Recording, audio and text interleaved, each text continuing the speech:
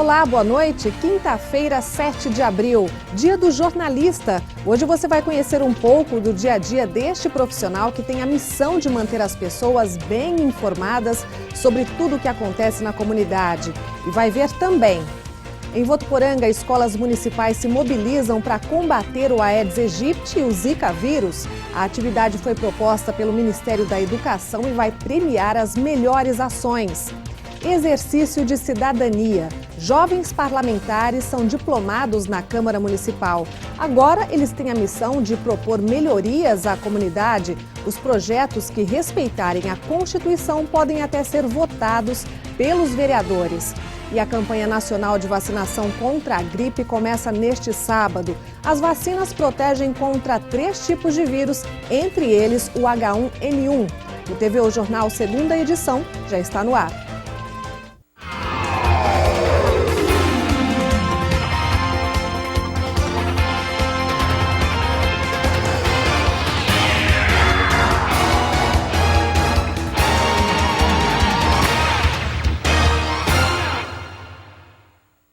Escolas municipais de Votuporanga estão trabalhando durante toda a semana diversas atividades com os alunos. A atividade foi proposta pelo Ministério da Educação e pretende mobilizar a comunidade escolar para combater o mosquito Aedes aegypti e o Zika vírus. O tema está sendo abordado com a realização de diversas atividades dentro e fora da sala de aula.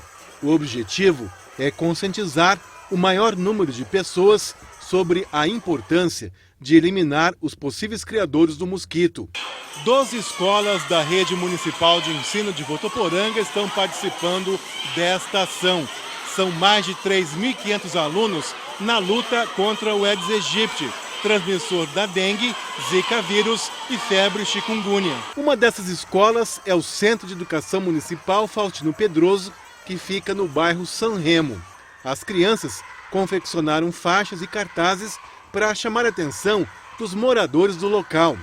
Eles aproveitaram para fazer uma limpeza na reserva ecológica que fica perto da escola. Quando o assunto é o Aedes, a resposta está na ponta da língua. Tem muitos transmissores da dengue, chikungunya e zika. E a gente precisa acabar porque é um mosquito que mata, né? Vamos deixar água limpa, parada nos quintais, brinquedos velhos. Se a gente deixar, o mosquito pode se proliferar e pode transmitir muitas doenças e que matam. E aí, acabou. O prefeito e a secretária de Educação participaram da atividade e falaram sobre a ajuda das crianças nessa luta. As crianças efetivamente, através das suas famílias, conseguem envolver a todos para que cada um possa fazer na sua casa, deixar o seu quintal limpo, não deixar nenhum recipiente de água parada, para a gente conseguir vencer essa batalha tão importante. Todas as crianças, elas são multiplicadoras, então elas vão sair daqui com essa conscientização de acabar com esse mosquito da dengue que causa tantas doenças hoje e passar para os seus familiares e para toda a comunidade. Como incentivo aos alunos, o Ministério da Educação vai premiar as melhores ações. O prêmio tem como tema pesquisar e conhecer para combater o Aedes aegypti. Os melhores vídeos vão ser analisados e receberão prêmios por isso. Então, é uma ação muito interessante para motivar ainda mais essa motivação das crianças que já está ocorrendo já. A Zika precisa acabar. Vamos impedir o mosquito de se procriar.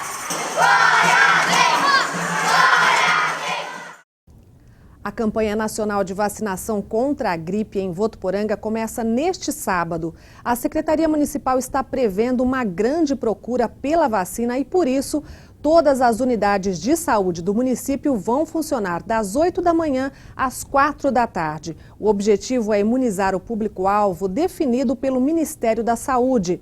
Crianças de 6 meses e menores de 5 anos, gestantes, mulheres que deram à luz há menos de 45 dias, idosos a partir de 60 anos, pessoas com doenças crônicas e também trabalhadores da saúde. A campanha, que começaria só no dia 30 deste mês, foi antecipada por conta do aumento no número de casos de gripe H1N1 aqui na região. O primeiro caso registrado aqui na cidade foi o de um bebê de 1 ano e meio, que não tomou a dose da vacina no ano passado, mas felizmente conseguiu superar a doença. E veja agora o que é notícia nesta quinta-feira na região noroeste, com a estudante de jornalismo Poliane Castelhano. Boa noite. O trânsito da rodovia BR-153 ficou interditado por 3 horas na madrugada de hoje por causa de um grave acidente entre 2 caminhões. De acordo com a polícia rodoviária, um deles, que vinha pela rodovia, bateu no outro que estava estacionado por causa de uma manutenção na rede elétrica. Os 2 motoristas ficaram presos nas ferragens por 3 horas até que os bombeiros conseguiram fazer o resgate. 3 funcionários da companhia elétrica tiveram ferimentos leves. E nesse mesmo local, uma estudante de jornalismo morreu. Laura Caran, de 20 anos, era estagiária do jornal Diário da Região e foi até o local do acidente para fazer uma reportagem. Segundo a polícia, ela foi atingida por um caminhão quando atravessava a rodovia. No momento do acidente, havia pessoas roubando a carga de um dos caminhões e a polícia disse que essa movimentação na pista pode ter contribuído para o acidente. A sede regional do Sindicato dos Jornalistas Profissionais do Estado de São Paulo diz que emitirá uma nota de pesar e vai apurar o fato da estagiária estar no local do acidente. Já o jornal disse que lamenta o ocorrido e informou que está prestando toda a assistência aos familiares. E a Santa Casa de Fernandópolis abriu uma sindicância interna para apurar se houve alguma falha nos procedimentos adotados a um paciente vítima de AVC, que é um acidente vascular cerebral. O fato ocorreu na última segunda-feira, dia 4. Segundo a família do paciente, que registrou um boletim de ocorrência, o homem teria esperado por muito tempo pelo atendimento de um médico especialista. Por meio de nota, o hospital disse que, segundo os dados levantados pela administração, até o presente momento, foram adotados todos os procedimentos para a preservação da vida do paciente, que se encontrava em estado considerado grave, mas, infelizmente, ele não resistiu. Um homem foi preso em flagrante por tráfico de drogas na manhã de quinta-feira, na rodovia João Pedro Rezende, que é a SP-473, no trecho próximo ao município de Nipuã. De acordo com a polícia, a caminhonete foi abordada no posto de combustível, onde foi encontrado no assoalho do banco traseiro cerca de 300 quilos de maconha. A PM informou que a caminhonete foi roubada em Sertãozinho. O motorista foi encaminhado para a Polícia Federal de Rio Preto. Essas são as notícias da nossa região. Até amanhã.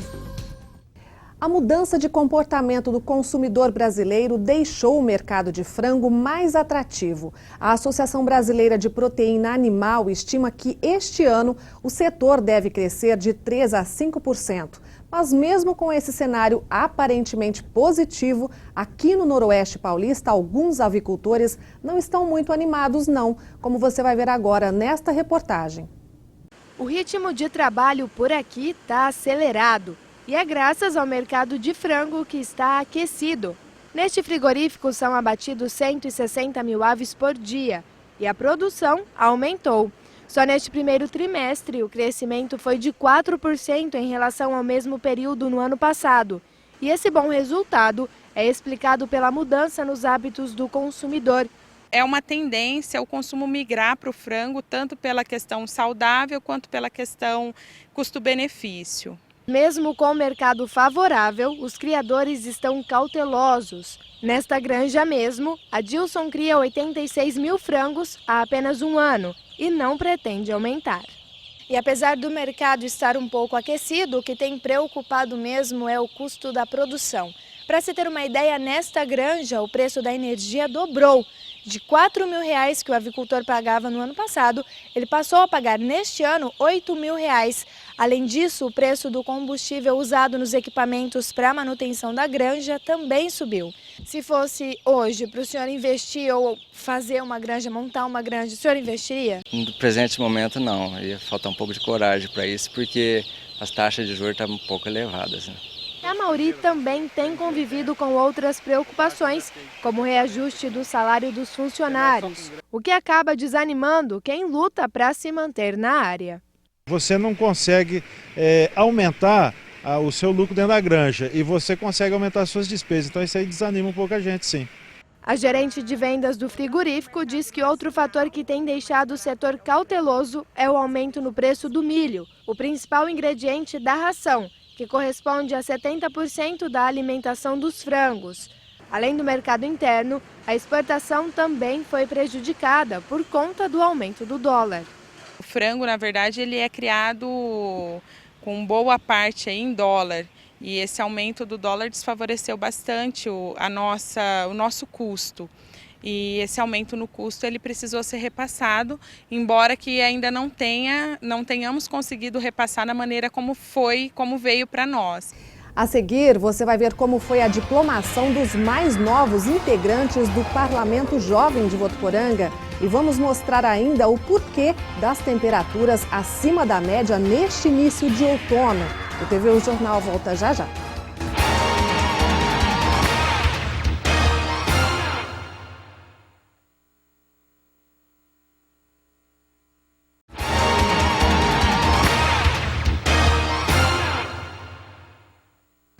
O grupo de alunos que formam o Parlamento Jovem de Votuporanga foram diplomados ontem na Câmara Municipal.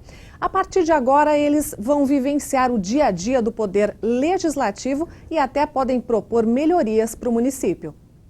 17 jovens vão participar do Parlamento Jovem. Cada um foi eleito na escola onde estuda. Tiffany vai representar o Colégio Unifev. Ela foi diplomada nesta quarta-feira e depois de tomar posse terá algumas sessões para apresentar um projeto que pode beneficiar a população. A ideia é que ela discuta sobre a habitação. Eu acho importante a gente ter uma iniciação política e eu estou bem animada para começar e fazer um projeto bem legal. Com apenas 15 anos, Micael também terá essa oportunidade de participar do Parlamento Jovem. Representando a escola Uzenir, deve aproveitar o período para se formar politicamente. Achei isso uma iniciativa muito boa, por poder incentivar todos os alunos, É uma forma de eles poderem se expressar diante na Câmara e trazer benefícios para a nossa cidade de Votuporanga. A iniciativa é da Escola Legislativa, que desenvolve diversas ações na Câmara Municipal de Votuporanga, envolvendo a comunidade e também o futuro, como é o caso do Parlamento Jovem. Os alunos escolheram partidos temáticos e vão apresentar um projeto de lei de acordo com o tema. No total são 11: trânsito e transporte, cultura, defesa do consumidor, planejamento urbano, educação, emprego, esportes, habitação, meio ambiente, saúde e segurança pública.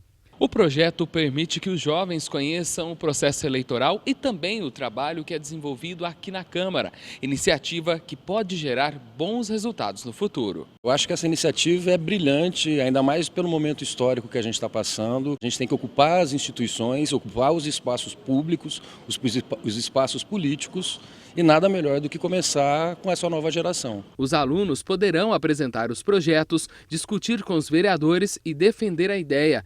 Tudo será avaliado por uma comissão técnica e, se respeitar a Constituição, os projetos poderão ser votados durante as sessões da Câmara, uma oportunidade que pode contribuir também com a população.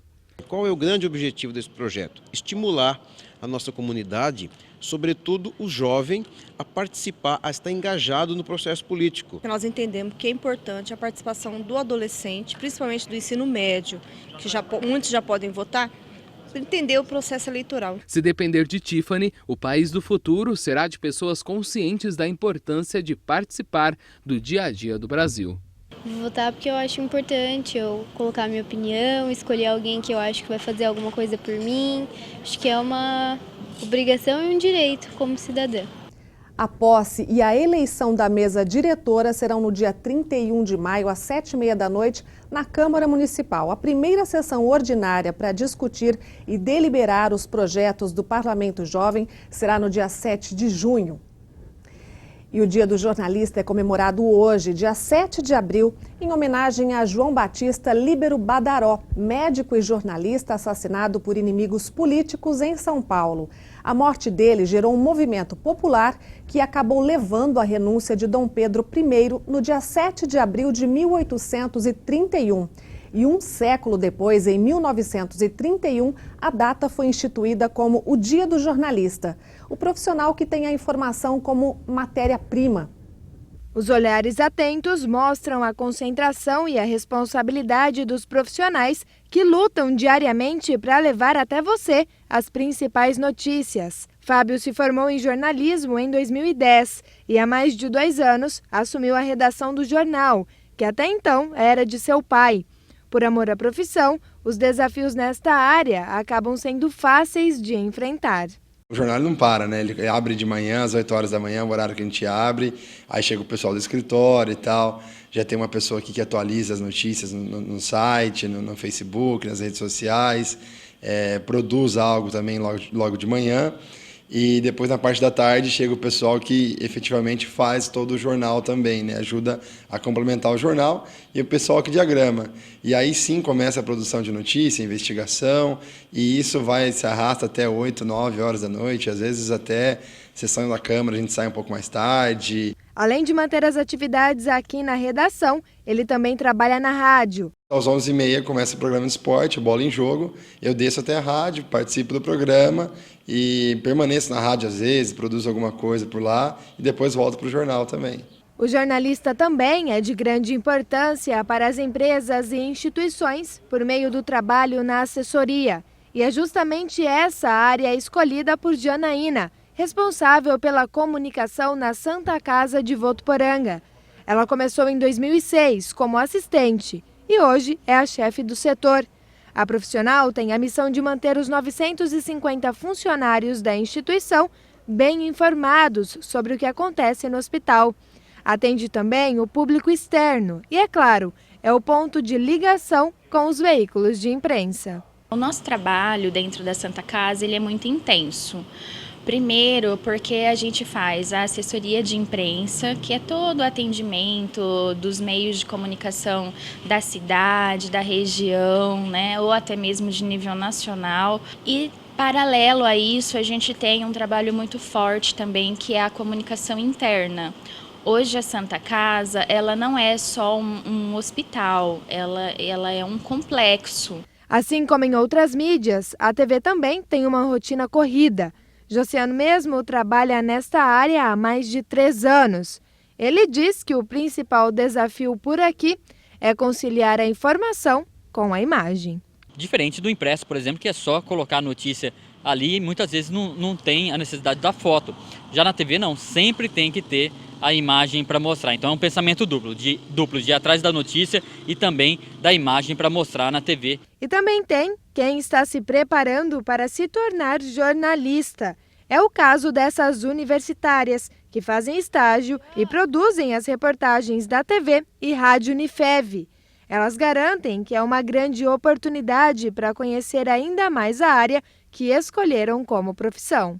No estágio, vivencia de fato tudo aquilo que estuda na sala de aula. A função de informar, de levar a notícia para as pessoas é extremamente importante, é algo, eu vejo como uma arte. E para valorizar os profissionais que vivem da informação, foi criada uma data para comemorar e incentivar ainda mais a profissão. O Dia do Jornalista, comemorado no dia 7 de abril, foi uma iniciativa da Associação Brasileira de Imprensa para homenagear o trabalho dos profissionais da mídia responsáveis por levar as informações para as pessoas de maneira imparcial e ética. No rádio, na televisão, nos sites ou em jornais impressos, o jornalista tem o papel de informar a comunidade sobre tudo o que acontece e ajudar na formação de opiniões. O jornalista é aquela pessoa que encontra quais são as melhores pessoas que podem funcionar como fontes para uma determinada informação. E é a voz daquela comunidade, né? Ele vai contar para aquela comunidade que está inserido o que está acontecendo, né, em termos de comportamento, sociedade, economia, não só local, mas também em termos nacionais. Então, acho que esse papel de responsabilidade social, de mediador da informação, não pode ser esquecido. Em comemoração ao Dia do Jornalista, o curso de jornalismo da Unifev promove hoje, daqui a pouquinho, às 7h30 da noite, um bate-papo sobre a profissão com a jornalista e produtora cultural Cibele Moretti e também o arquiteto Guilherme Dias. O encontro será no auditório Vanderlei Passoni, no Campus Centro, e é aberto a toda a comunidade.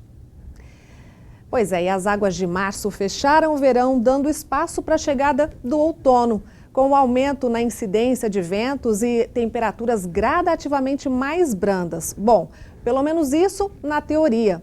é que aqui na região o calor está acima da média e mais forte que nos últimos meses. E ao que tudo indica, o responsável pelas mudanças nesta estação também é o fenômeno El Niño, o mesmo que provocou a grande quantidade de chuva no início do ano. Para se refrescar em dias de outono, só mesmo tomando um sorvetinho. Muito quente, né? Para refrescar tá muito calor, né? Pois é, enganou quem achou que acabando o verão, o calor teria ido embora. Foi ao contrário. Alguns termômetros da cidade chegam a registrar mais de 40 graus. Quem está na rua parece que está dentro de um forno. E daí o jeito é se defender como dá. Com óculos de sol, guarda-chuva, sentar um pouco na sombra para refrescar. Daí quem ganha dinheiro são alguns vendedores ambulantes como o seu Celso, que ajuda a amenizar o calor com 7 sabores de raspadinha. Muito calor, o povo não resiste ficar sem tomar nada gelado, né? E tá calor mesmo, viu? Nesta quarta-feira, por exemplo, por volta da 1h da tarde, os termômetros registraram cerca de 36 graus. E nos próximos dias a situação não deve ser muito diferente. Se as previsões se concretizarem, teremos um domingo de 38 graus. Aqueles dias mais frescos, típicos de outono, devem chegar mesmo só mais para o fim do mês. Isso se deve ao fenômeno El Niño. Ele não tem uma data prevista, mas sempre ocorre aos finais de ano, que consiste no superaquecimento das águas do Oceano Pacífico, que ao atingir a América do Sul, muda sistematicamente o período de chuvas e, em especial, acaba promovendo essa grande oscilação térmica, especialmente no Brasil, né, que tem uma grande extensão territorial no sentido norte-sul. As imagens mostram justamente o que o professor explica. A parte laranja e amarela é onde está bem calor. O sol está desse jeito e Votuporanga está bem nesta parte. Mas daqui a alguns dias, os votuporanguenses precisarão retirar os casacos do guarda-roupa. É que o inverno também deve chegar forte. Na verdade, quando ocorre o fenômeno El Niño, aumenta a umidade no início do ano, a gente sempre prevê um inverno um pouco mais rigoroso. A gente vai começar a verificar isso a partir de meados do mês de abril, já em São Paulo, Minas e os estados do Sudeste. Aqui no Hemisfério Sul, o outono começou no dia 20 de março e termina no dia 20 de junho, quando começa o inverno. Que, como a gente viu aí na reportagem, esse ano também deve ser diferente, um pouco mais intenso que o normal. E sem chuva, a umidade do ar vem caindo gradativamente aqui na região. Em Votuporanga, a quinta-feira foi mais quente que ontem, com poucas nuvens no céu. E a temperatura chegou aos 37 graus. Veja a previsão do tempo para amanhã com Nádia Martins.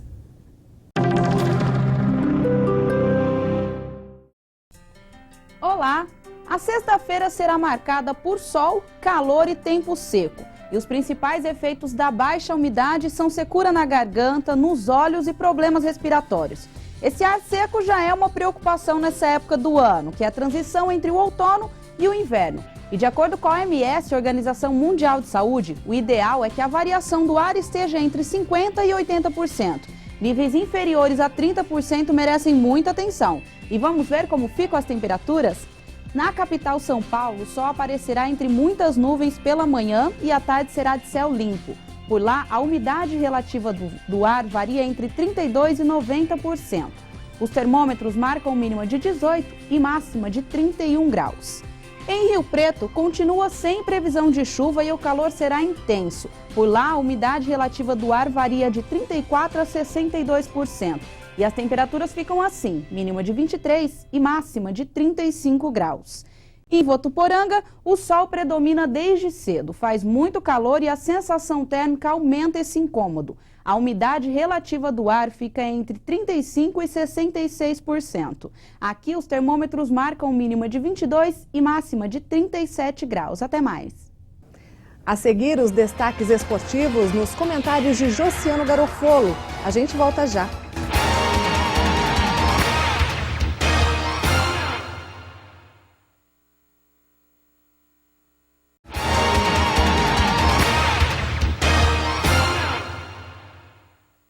A partir da próxima semana, a TV Unifev vai exibir uma série de reportagens sobre o processo de mudança do sinal analógico para o sinal digital, com reportagens de Luiz Roberto Fileto e produção de Poliane Castelhano. Dá só uma olhada. Olá, queremos convidar você para acompanhar com a gente a partir desta segunda-feira, nas 2 edições do TVU Jornal, uma série mais que especial. Como todos já sabem, estamos de cara nova e agora digital. Na semana que vem trazemos diversas reportagens mostrando esta nova fase e vamos tirar as principais dúvidas sobre TV digital. O que é esta nova tecnologia que tem invadido cada vez mais os lares brasileiros?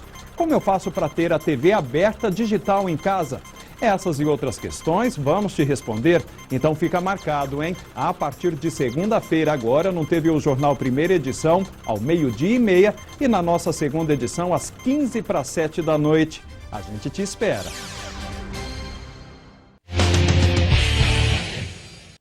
Olá a todos, muito boa noite. Você que está aí acompanhando a segunda edição do TVU Jornal, chegou a hora de falar das notícias de esporte, começando pela Série A2. Como todo mundo sabe, não deu para Votuporanguense, o time foi eliminado na primeira fase, se manteve na divisão, mas o campeonato continua para as 8 melhores equipes da competição que disputam agora o mata-mata aí, até chegar aí nos finalistas que conseguirão acesso para a Série A1 do futebol paulista. A Federação Paulista de Futebol divulgou aí o horário e os jogos dessa fase, essa nova fase aí do Campeonato Paulista da Série A2, já com os horários, os confrontos, e essa fase decisiva tem início amanhã. Tem em mãos aqui os horários dos jogos aí, os jogos de ida e depois os jogos de volta.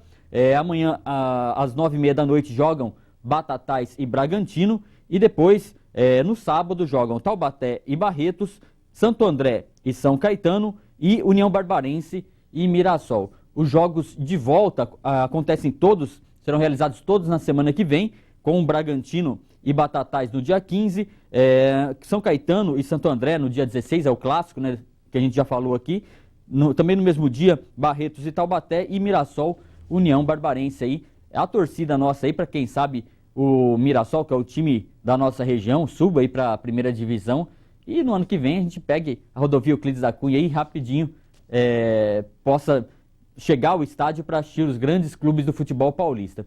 Quem sabe, o fato é que o campeonato é muito disputado, já era com 20, 19 equipes e agora então vai ser muito mais. Passar uma notícia agora aqui de Votuporanga, a equipe de ciclismo da Secretaria Municipal de Esportes conseguiu aí boas colocações em uma prova, um GP de mountain bike, o primeiro GP Residential Barcelona de ciclismo em estrada, em Araçatuba. Entre os votuporanguenses, o Lineker Paduan, Godoy Vilches foi o melhor colocado, terminando a prova em terceiro lugar na categoria Open Elite, que também teve o Gustavo Zerlotti na 10ª colocação, o Arthur Gerzoni Neto ficou em 9º lugar na categoria Sênior B, e na categoria estreante o ciclista Eider de Oliveira Marques conquistou o 13º lugar. Parabéns aí para os atletas de Votuporanga. E chegou a hora de falar agora de Libertadores, o campeonato que mexe com o brio do torcedor dos grandes clubes de São Paulo, começando pelo Palmeiras. O Palmeiras foi até Rosário, na Argentina, precisava vencer a forte equipe do Rosário Central, vice-líder do campeonato argentino, para seguir aí com sonhos na Libertadores, e o Palmeiras começou bem. O Gabriel Jesus fez o primeiro gol já no início do jogo, só que o Palmeiras sofreu empate e de novo foi à frente no placar o time do Palmeiras com o Gabriel Jesus também, mas aí não conseguiu resistir à organização do time do Rosário Central, acabou levando a virada, primeiro numa cobrança de falta, numa falha da zaga do Palmeiras, e depois num pênalti infantil do Vitor Hugo, aí bem batido, sem que o Fernando Praz conseguisse salvar o Palmeiras dessa vez. E aí no finalzinho do jogo, o Palmeiras conseguiu empatar, ficou 3-3, um resultado que não é o que o palmeirense precisava, porque agora o time está na terceira colocação com 5 pontos, e os outros dois times aí, o Nacional e o próprio Rosário, estão na frente, e agora o Palmeiras não depende só dele, fica à espera de um milagre aí de resultados para poder se classificar, ainda vencendo a última partida do grupo. Uma situação bem complicada que ficou aí o Palmeiras, uma verdadeira batalha, que no fim das contas o empate trazido lá da Argentina foi um resultado heróico para o time do Verdão. O que complica mais a situação do Palmeiras são aqueles pontos perdidos nas primeiras rodadas aí, principalmente no jogo contra o River do Uruguai, que todo mundo que está sendo o saco de pancada do grupo, e só o Palmeiras que deu uma tropeçada. Ainda de Libertadores, o Corinthians jogou ontem também na Colômbia, jogou contra o Independiente Santa Fé, lá em Bogotá, e ficou no empate também em 1-1. O dominante, o Santa Fé, abriu o placar com o Otero, depois que a bola bateu na trave, e aí depois do gol o Corinthians acordou e voltou a jogar naquele estilo Tite, né, que a gente tá acostumado, e numa triangulação o Guilherme colocou o Elias na cara do gol, que conseguiu aí fazer o gol de empate e dar um alívio para os corintianos. O Corinthians, com esse resultado, se mantém na liderança do grupo 8 e está bem perto aí das oitavas de final da Copa Libertadores. O Corinthians, então, está bem melhor na competição e no grupo dele na competição do que o Palmeiras. Então fica aí essa indefinição, saber como que será o próximo jogo aí decisivo da Libertadores, mas para o Palmeiras mesmo, palmeirense como eu hoje, está lamentando muito. São essas as notícias de hoje, uma boa noite e a gente volta amanhã. E nós ficamos por aqui. Curta a nossa página no Facebook/TV Unifev. Para você uma ótima noite, a gente se vê amanhã. Até lá!